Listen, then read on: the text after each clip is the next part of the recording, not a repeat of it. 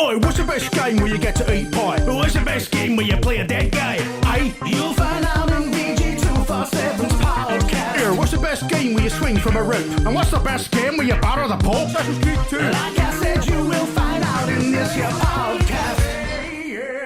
Hello and welcome to VG247's Best Games Ever podcast, where we attempt to find the best game within a specific category. For example, this week we want to find the best game that is really bad. Sometimes a game just really hits your pleasure centers, even though it's rubbish, right? For example, I love a janky and rightly largely forgotten RPG called Rise of the Argonauts. And I love it for its proposition, which combines two things I love. It's basically trying to do a BioWare-style RPG, but within Greek mythology. It's on Steam, but I wouldn't bother seeking it out because the game's actually a bit crap. Speaking of things that are ancient and difficult to recommend, I'm joined today by Editor-in-Chief Tom Ori. No, this is getting out of hand. Last week it was, what was it, wrinkly and old. And now it's what? Hard to recommend. It's just how the segues work. Associate Editor Alex. Hello again. Hello. And staff writer Sharif, how you doing? Hello. How's it going? Yeah, all good, man. No one else gets these little jibes. That's because you're always the first one to go. I can't do it. All right, shall I start doing them for Alex next? No, I'd feel less special. Well, you know what I mean? Tom won last week. After weeks of being genuinely at points, I felt like he was going to put his foot through the webcam because there was like a whole. My foot doesn't go that high; it's never going to get up there. There was like a stint because you're old. Yeah, like Donaldson, you won it like 3 weeks in a row, and I'm quite salty because I felt like I had a really good pick last week. Yeah. To be fair, so but during that accumulator you had, Tom just the rage every week was just palpable. And then he finally wins it last week, and he basically chided me for not picking yours. Today we're looking for the best game that is really bad. So there's lots of bad games with good bits. There's lots of bad games that are somehow more than the sum of their parts. What have you got for us this week, Alex? So yeah, I mean, I thought about this a fair amount, and there's a lot of. I like a lot of trash. Like before we came on, right, I was talking about 50 Cent Blood on the Sand, but I said 50 Cent Blood on the Sand, actually a pretty good game. It's really like, I wouldn't call it a bad game at all. It's just like people think it's funny because of the nature of it. And I've got guilty pleasures in the realm of I do like the Muso games, the Warriors games, even though they are on the whole pretty rough. Mm-hmm. Although some of those, again, are really good. And so I zeroed in on just a single game that is like a weird, the stars align for the good bad praxis. And we've recently had proof that it was just a one-off fluke and the stars had aligned in a very specific way. And that game is Deadly Premonition. So Deadly Premonition is it's an open world survival horror game that takes inspiration from primarily Twin Peaks, but also things like Silent Hill, Resident Evil, Grand Theft Auto.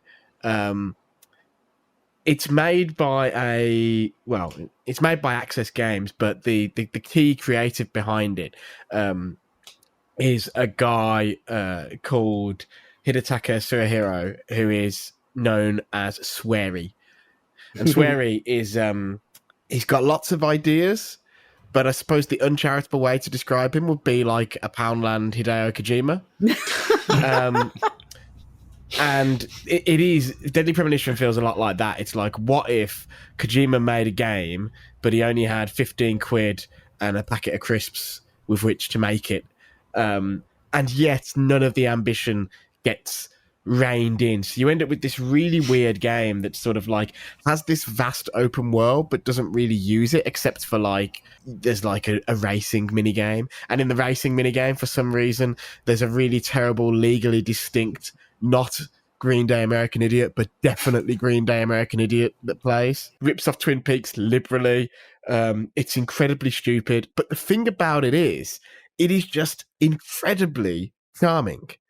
And the way the story's executed, Sweary's passion, all that sort of stuff, it all just hits you so hard that you sort of look past the fact that the shooting feels terrible and the exploration sucks and the town is empty and the enemies are all bullet sponges, but the main character it's like set up so he has a voice clip every 3 hits or something, which also counts for like submachine guns. So in the late game, when you've got a submachine gun and you're having to put 30 bullets into a zombie to kill it, you're holding the gun, you're holding down the trigger as this zombie shambles towards you, and he's going, nice, amazing, yes, brilliant, bullseye. And that's every single time you have to fight and kill an enemy.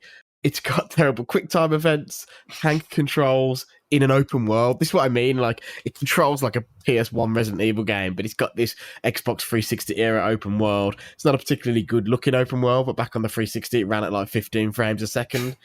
But there's something about the story of that game and the way in which it's executed and the fun it has that really elevates it beyond the fact that it's crap. And a lot of people have realized this. So it's like, I think probably the quite famous one is Destructoid gave it 10 out of 10, which obviously they put on the box, but it was the most tongue-in-cheek 10 out of 10 you could possibly give a game, where they were saying, be aware that this game is terrible, but there's something special about it.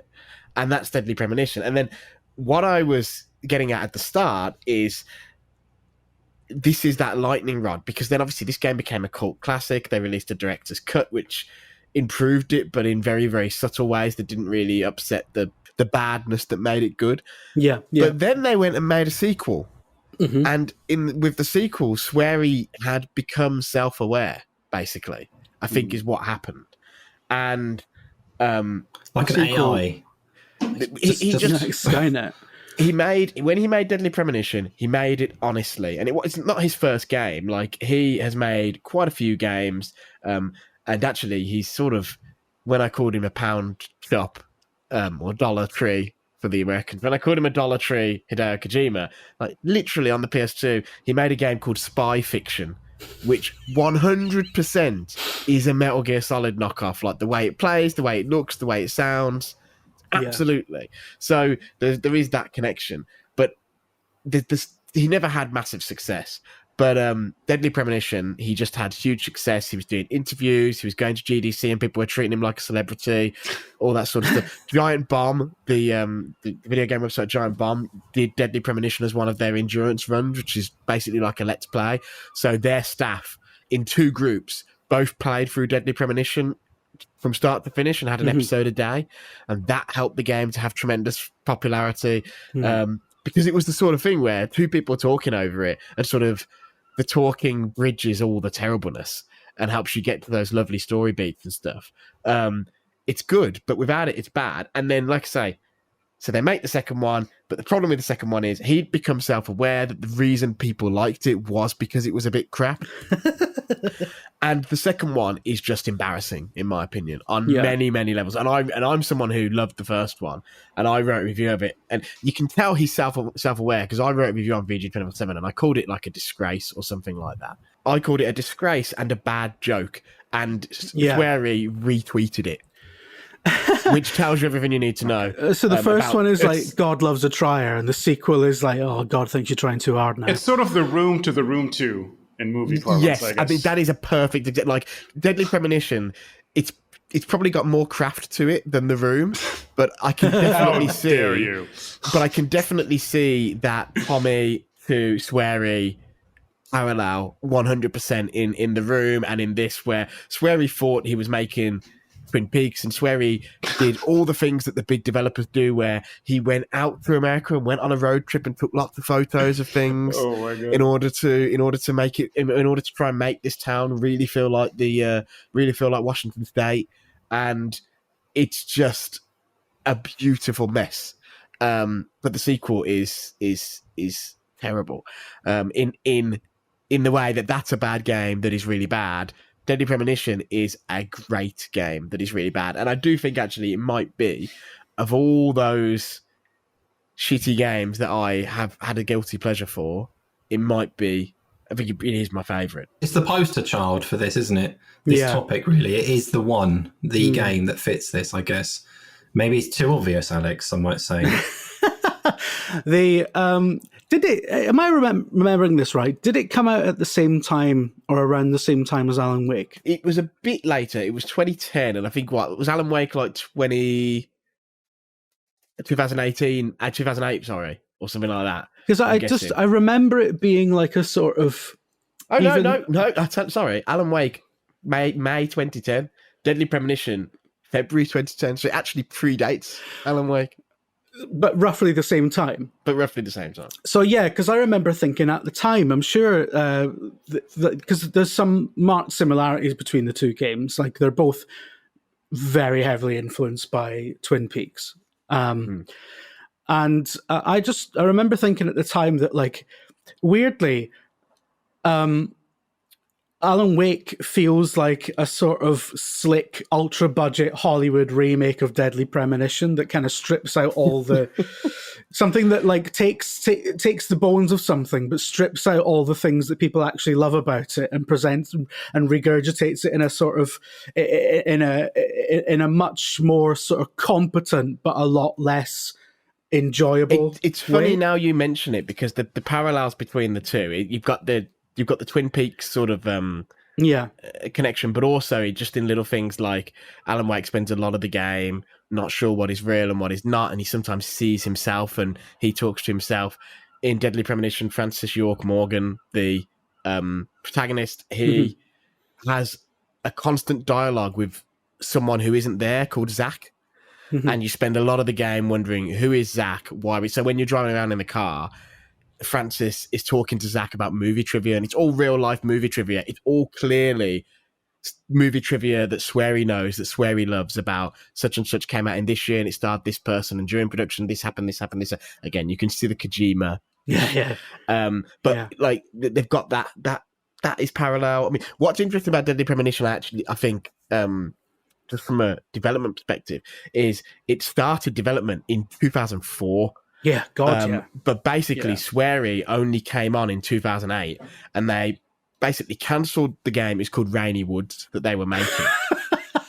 And Rainy Woods had a lot of similarities to Twin Peaks as well. And then in 2008, that gets cancelled. Swery comes on board, and Swery basically repurposes and repackages a lot of the assets that they'd built for that game into this new game, creates a new protagonist, creates a new story, which maybe is why it feels so weirdly bitty, because they were reusing stuff. But it's beautifully floppy. And you read interviews with Swery, and it's like he's talking about it being real time, real scale, and real life when you're sitting in this world where there's nothing to do.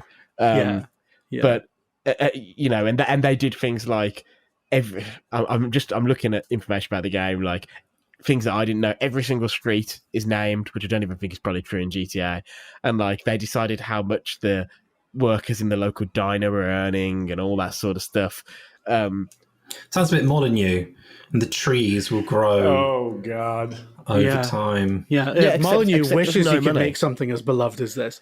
Except no money and no cuts. That's the thing. And it's just, and like I say, the thing that absolutely seals the deal for me on this is just the difference between this game and the first game. This game is like a beautiful, this game and the second game, sorry, this game is like a beautiful one-off. It could never happen again, and it was proved that it couldn't happen again. I guess in some ways, having a really rubbish second game enhances the original, because you know that, like, you can kind of see what's missing. Yeah, to some degree, yeah. Yeah, it always goes bad when they're in on a joke. When you're doing it earnestly and putting it out there, and it's like, oh, this is fucking terrible, but I love that you did it. And then when you're like, oh, okay, I get it, I see, and then it always goes bad from there. Like Alex said, like the second time round's far too self-aware, and then sort of kind of misses the joke, ironically enough.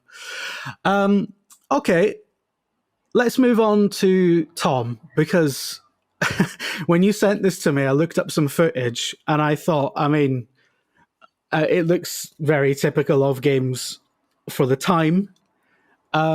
I don't know anything about it. So So I was, I think I was about 8 at the time. Had a Master System. Yeah. I was quite into. Used to go holiday in Butlins quite a lot, or something like a Butlins in on a coast. Pontins. So yeah, Pontins. Somewhere in a caravan basically, and they always used to have like an arcade room. Yeah. And like I used to spend loads of. It was 10p's back then. 10p. So I finished Afterburner with 10p's. I was shit at it, but put another 10p in, put another 10p in, 10p. So you finish off. But another game they had was Operation Wolf. Yeah. Arcade game and light gun shooter. And I loved it. I was like, oh, it's this. And I saw like someone probably in a magazine or something that it was on the Master System. I was like, oh, I must get this for the Master System. It's going to be great playing this on the Master System. Like it's like the arcade but at home. I didn't quite realise how different it would be because the Master System was not as powerful as an arcade machine. And like also it didn't have a light gun. I think you could get a light gun. There was one, yeah. There was a but I didn't have one. So Operation Wolf on the Master System, I think it was in 1990 or I don't know when I got it, but around then. And so it's a light gun shooter where I played it with a controller, a D-pad. Not ideal way to play a light gun shooter, as you may know from playing a modern light gun shooter that doesn't have a light gun. But the difference between the arcade game and the Master System game was that everything was really small. Like in the arcade, you had these big characters that would pop up and you'd blast them like almost like a shooting gallery, like just appear and you go bang. On the Master System, because it wasn't as powerful, you had these little characters that would pop up, these enemies, like some kind of military enemy or something. I can't remember what it was. And they'd have tiny little tanks would come on the screen, armored vehicles, and tiny helicopters. Everything was tiny. It was very, very hard because of that. And I remember playing it with my brother, and we were like, we were obsessed with this game because we really loved it in the arcade. And we played it all the time, but I'm pretty sure we probably never got past like level 2 or something. It was so incredibly hard on the Master System. I assume this is a thing, and I just wasn't terrible. I assume this was actually a thing about this game, is that it was rock hard. And you used to have to shoot like the enemies, but then there were bits where an enemy would grab, in my mind anyway, they'd grab a civilian and then they'd have them hostage, and you have to aim this tiny little cursor on a tiny person to shoot the enemy who was holding the person hostage. And the amount of times we just shot that hostage dead, it's like it was almost like we were deliberately doing it. You'd have to shoot all the, like, it was classic, like ammo would appear in boxes or crates. You have to shoot the crate, and then there'd be, I can't remember why, but there'd be animals like birds that you could shoot. Yeah. Pigs maybe, or something like that. I don't know why you shot them, but I remember shooting them.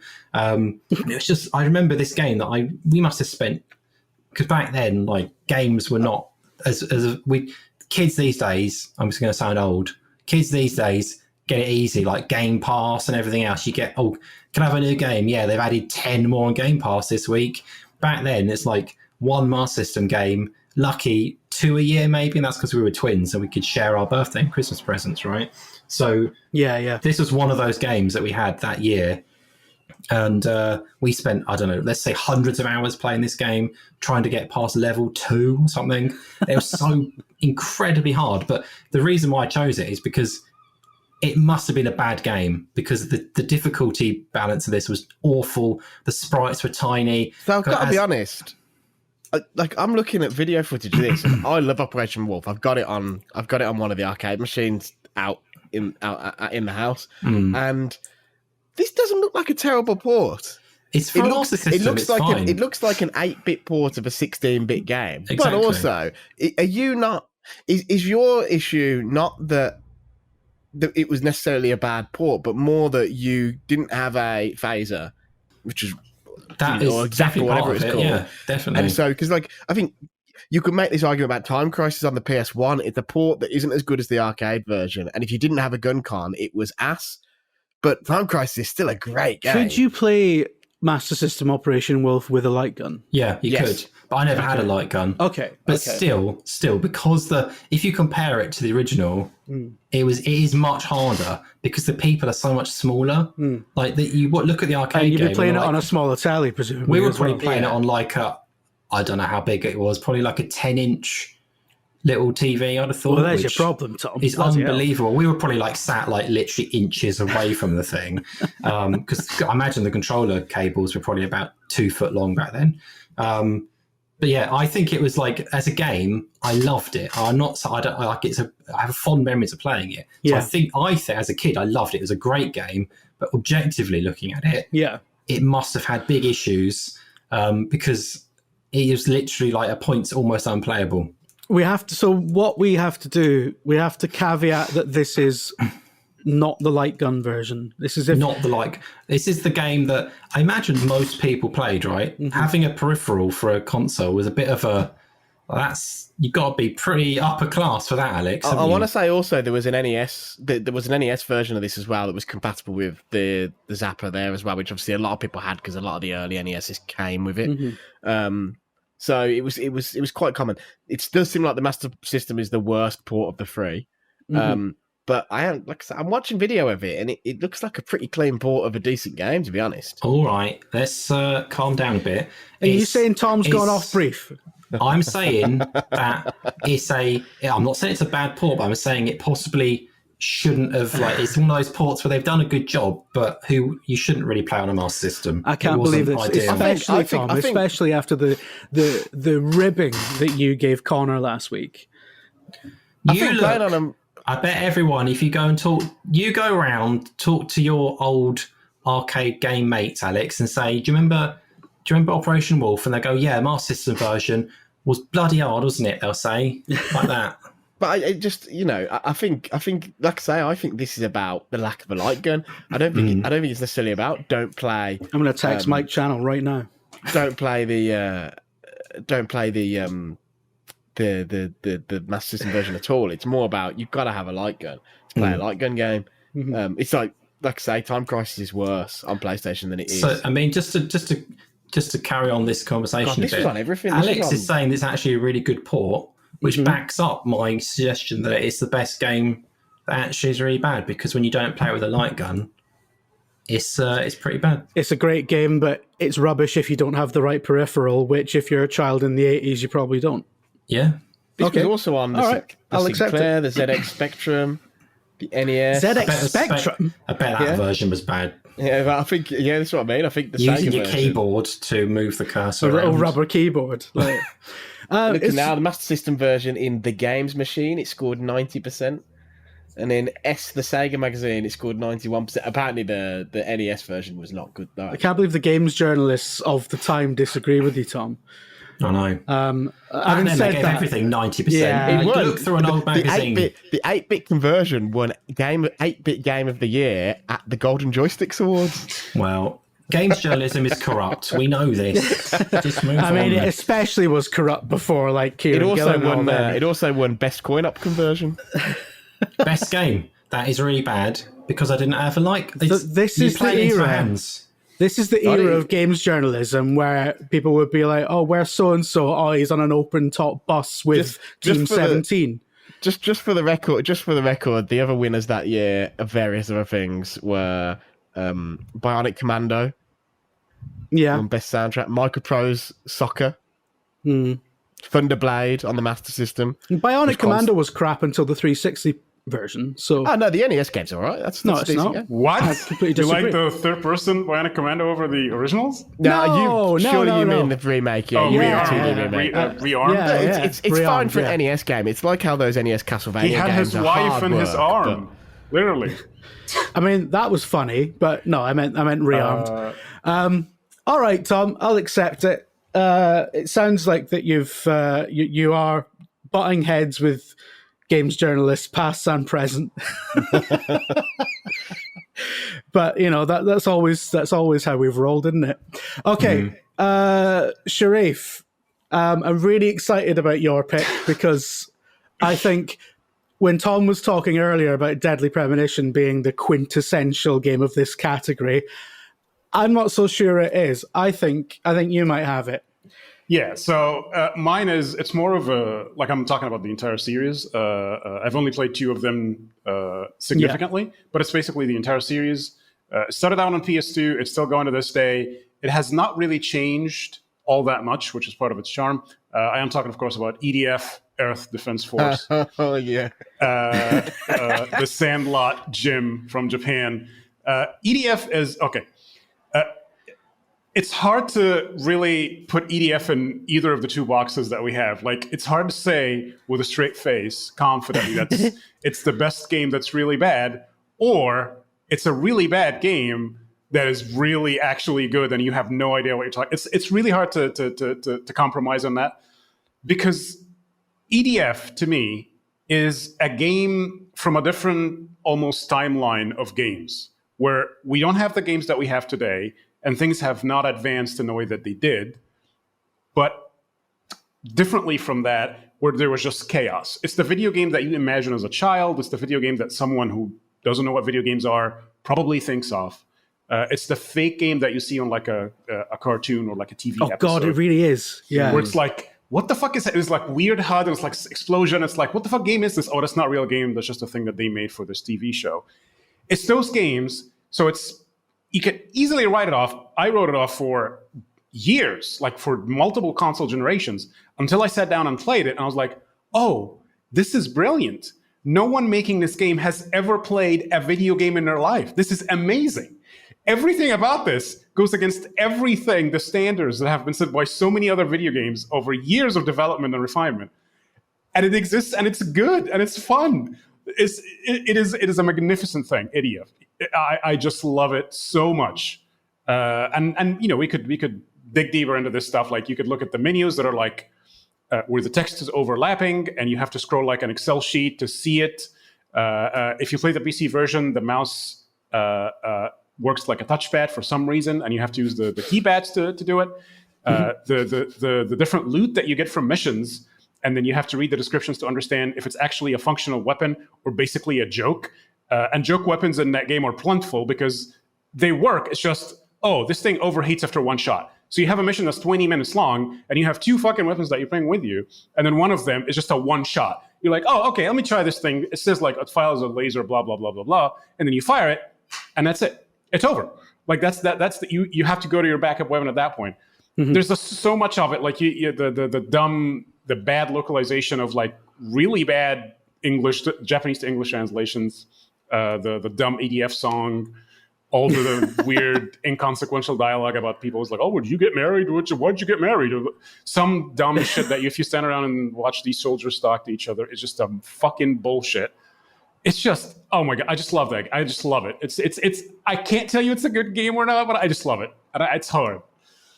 I think it's a good game. I think it's a good choice. Yeah, I think it's a strong choice. I think I put it in the same category as a lot of the Warriors games, but the interesting thing is, over time, because they both started on, well, this one started on PS1 technically, but it was a fighting game on PS1. But as it is now, it you know, really started on PS2. But the interesting thing is, Warriors has consistently sort of got better little by little, bit by bit.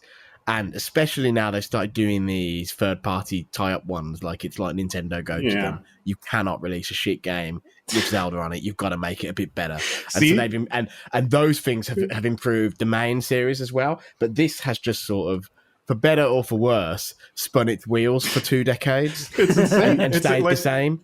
It's not affected by anything that happens elsewhere in this industry. It's fascinating. Like, I don't think there's any other series that you could look at and be like, well, this entry was really influenced by the brown shooters of the Xbox 360 era, and then this entry is influenced by this. You look at this game, it looks better over time, obviously, because they have more hardware, more power to work with.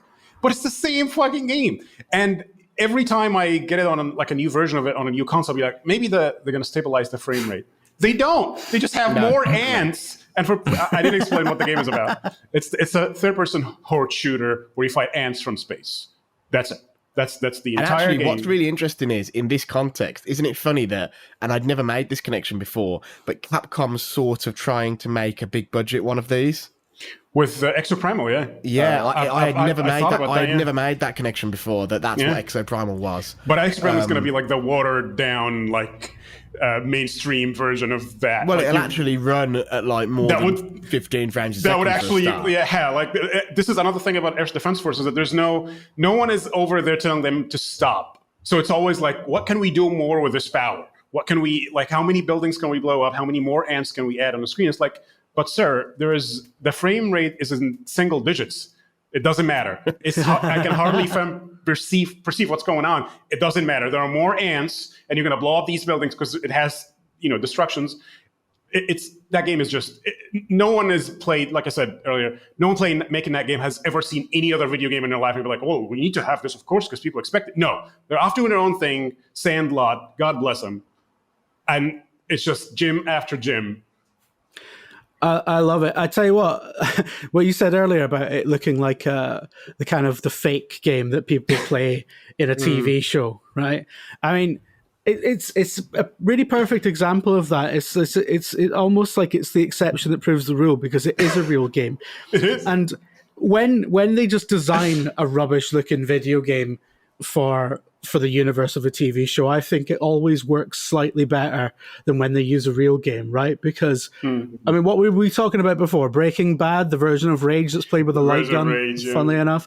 But even then, that's original, right? Like, yeah. I mean, it's always like some weird HUD and some shooter thing happening. And you're like, what? Because I'm always like paying attention to this stuff. It's like, can I recognize this game? Oh, this is just a fake bullshit. Yeah.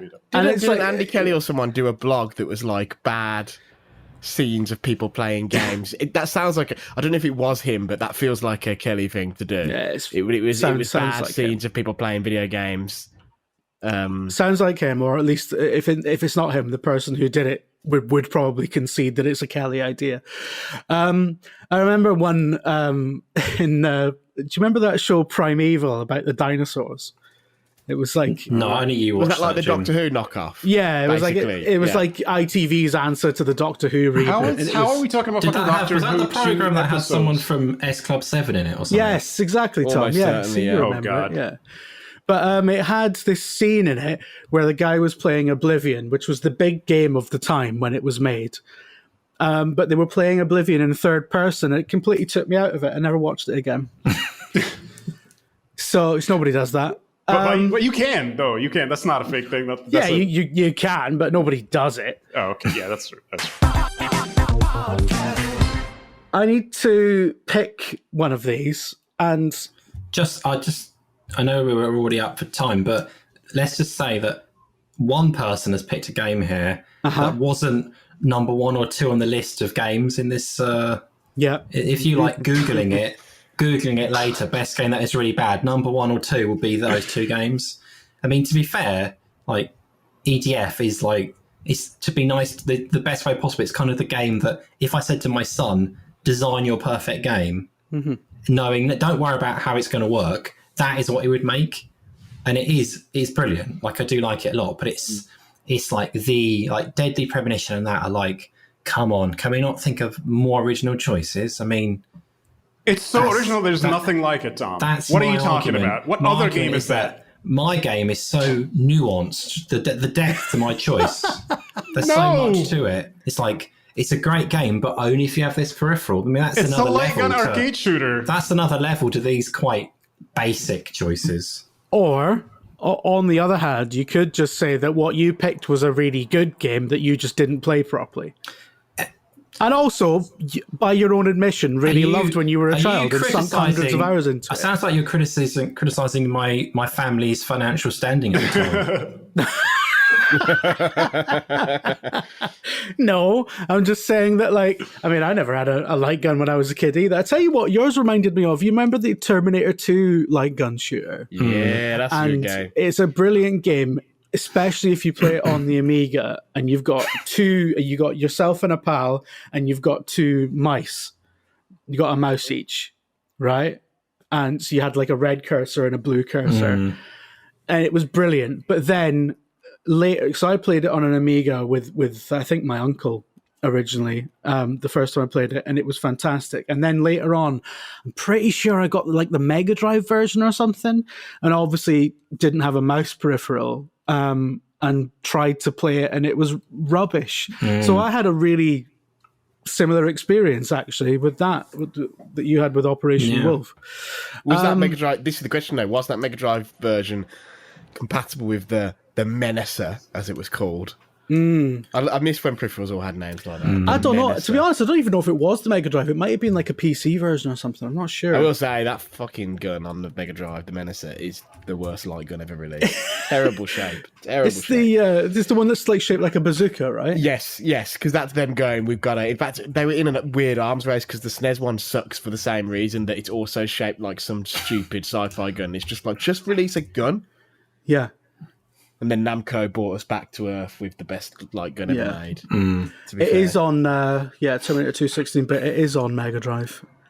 And they've actually released, Jim, a Arcade 1-Up, the company that releases like little 3/4 scale replicas of arcade machines. They now sell a Terminator 2 arcade machine with guns. No, lovely. Okay. It's like, I don't know, $500 or something like that. Like 500? Little diddy one.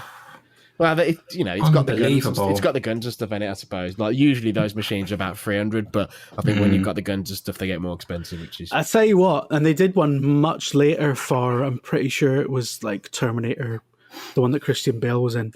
Salvation. I've seen that game. Yeah, they did an arcade light gun game for that, and it was fucking brilliant, actually. Well, so that's a company called, we're on a real tangent. That's a company called Raw Frills, and Raw Frills are... They did the Halo one, right? They are the people who are keeping modern arcades alive. So they've got, and they license a lot of stuff. So there's they did the Halo one. Yeah. There's also a really good, I don't know if this is them or not, but there's a really good Tomb Raider light gun game.